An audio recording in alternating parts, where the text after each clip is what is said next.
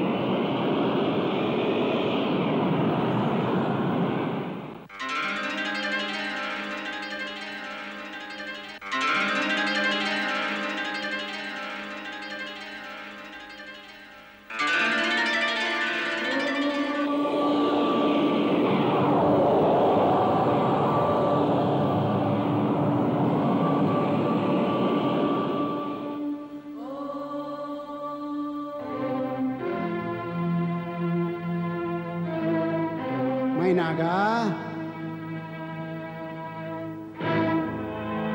மைனாகா,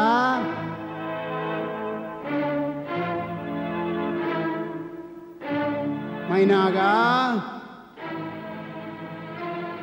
மைனாகா. யாரையா நீ? நீ தேடிக்கொண்டிருப்பவன், உன் மன அமைதி கெட காரணமானவன். இல்லை இல்லை, எனது அமைதி கெடவில்லை. எனக்கு உன்னை தேட வேண்டிய அவசியம் இல்லை. அவசியம் இருக்கிறது. கூறுகிறேன் அல்லவா, அவசியம் இல்லை. உன்னை நீயே ஏமாற்றிக் கொள்ளாதே. ஏன் இந்த உறுதி? யாரையா நீ? உன் மனதிற்குள் இருந்திருக்க வேண்டியவன், ஆனால் இன்று வெளியில் இருக்கின்றேன். வார்த்தைகளால் என்னை மயக்க வேண்டாம். முதலில் நீ யார் என்று சொல். உன்னை பற்றி எனக்கு மிக நன்றாக தெரியும். நீயும் என்னை தெரிந்து கொள். நான் சிவ உணர்வு. உனக்கு என்னை பற்றி தெரியுமா? சரி, நான் யார் என்று சொல். நீ ஒரு அஞ்ஞானி. சிவ உணர்வே, நான் அஞ்ஞானி என்றால் என்னை விட்டு விலகினில். என்னை கண்டு உனக்கு பயமாக இல்லையா? வலிமை இல்லாதவரிடம் பயமா? வலிமை இல்லையா? யாருக்கு? எனக்கா? எனது வலிமையை பற்றி உனக்கு தெரியவில்லை. நான் ஒருவருடைய மனதிற்குள் சென்று அமர்ந்து விட்டால் ஒரே நொடியில் பல ஜீவன்களை மரணத்தின் வாயிலில் என்னால் தள்ளிவிட முடியும்.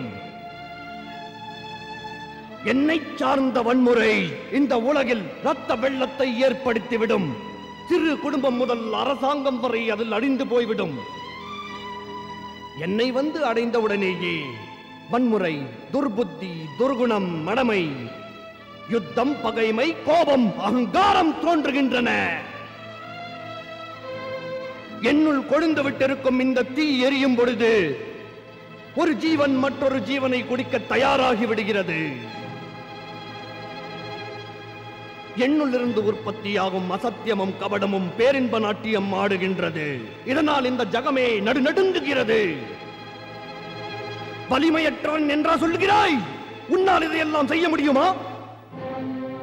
இவ்வாறான செயல்களை செய்வது கர்வப்பட வேண்டிய விஷயம் அல்ல,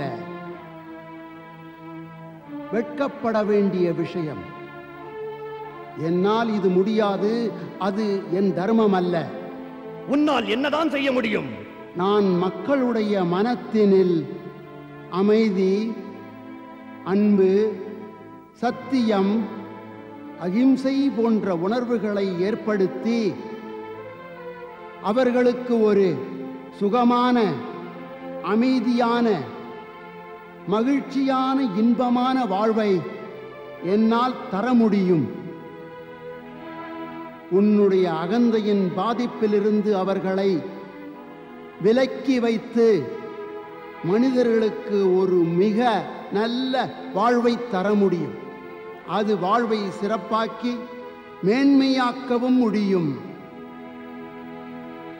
என்னுடைய சக்தி அழிவல்ல, ஆக்கம் கொண்டது. போதும் போதும்.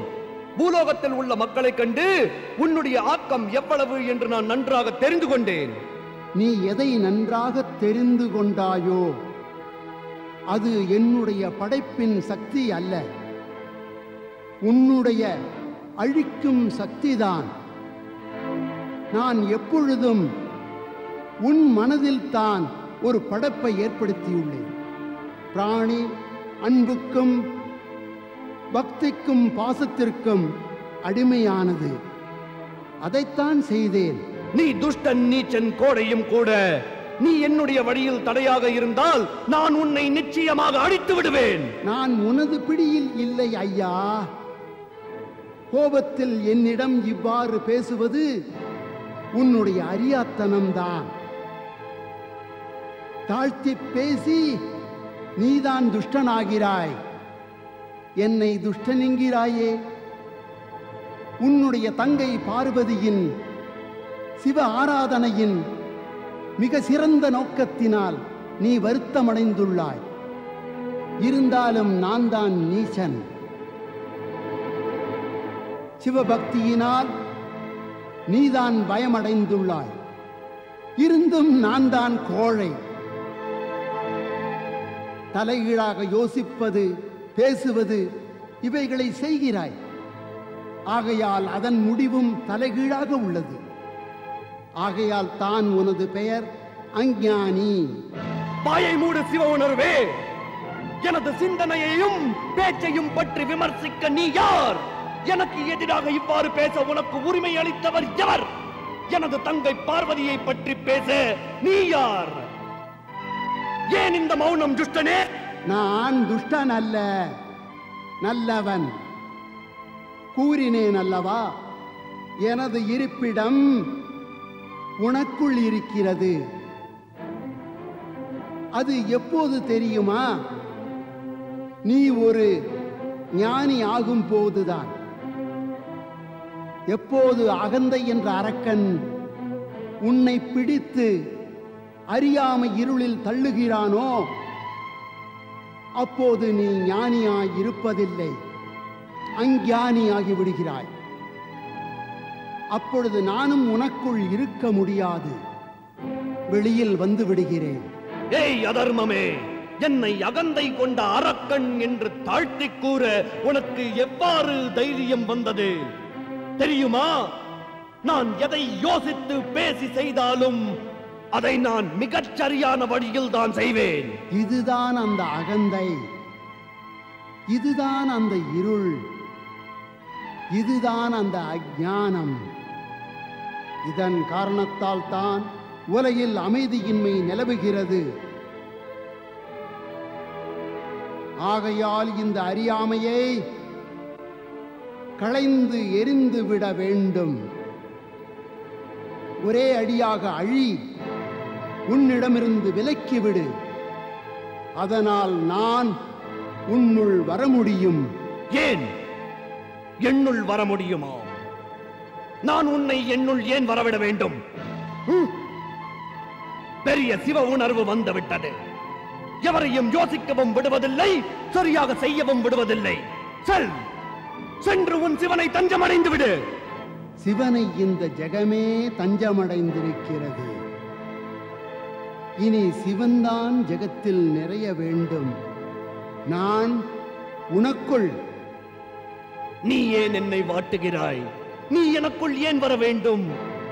யார் நீ? என்னதான் இருக்கிறது இந்த சிவ உணர்வில்?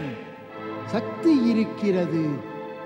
எல்லா நன்மையும் அளிக்கும் சக்தியில் ஒளி இருக்கிறது. ஜகத்தில் உள்ள இருளை அது போக்குகிறது. இந்த சக்தியும் ஒளியும் எங்கிருக்கிறது? மனம், ஆத்மா, புத்தியில் இருக்கிறது. அங்கிருப்பதால் என்ன பயன்? நல்ல உணர்வு, நல்ல எண்ணம், நல்ல புத்தி இவைகள் உண்டாகின்றன. இவைகள் உண்டான பிறகு என்ன நடக்கும்? ஆத்மா சுத்தமும் மனம் அமைதியும் அடைகிறது. மற்றும் புத்தி உலக நன்மையில் ஈடுபடுகிறது. இவைகளெல்லாம் நடந்த பிறகு என்ன ஆகும்? பிராணியின் மனதில் சிவ உணர்வு வந்துவிட்டால் பிராணிகளின் மனதில் அகந்தை என்ற உணர்வு வருவதே இல்லை. தங்களை சிறந்தவராகவும் மற்றவர்களை துச்சமாகவும் கருதுவதில்லை. பிறகு ஜபம், தபம் என்ற புனித நோக்கத்தை நோக்கி செல்லும் அடியார்களின் வழியில் தடையாக இருப்பதில்லை. அனைவரின் நன்மைக்காக இந்த மனம் பாடுபடுகிறது. அதாவது இந்த சிவ உணர்வு, இந்த சிவ பக்தி, புத்தியில் இந்த ஞானம், ஞானத்தில் நீ இருப்பதனால் நல்ல பலன்களும் சுகமான வாழ்க்கையும் கிடைக்கும். நிச்சயம் கிடைக்கும். நீ உண்மையை கூறுகிறாய். நீ கூறுவதை ஏற்றுக்கொள்வதனால் எனக்கு நன்மை இருக்கிறது. பிறகு கூறு.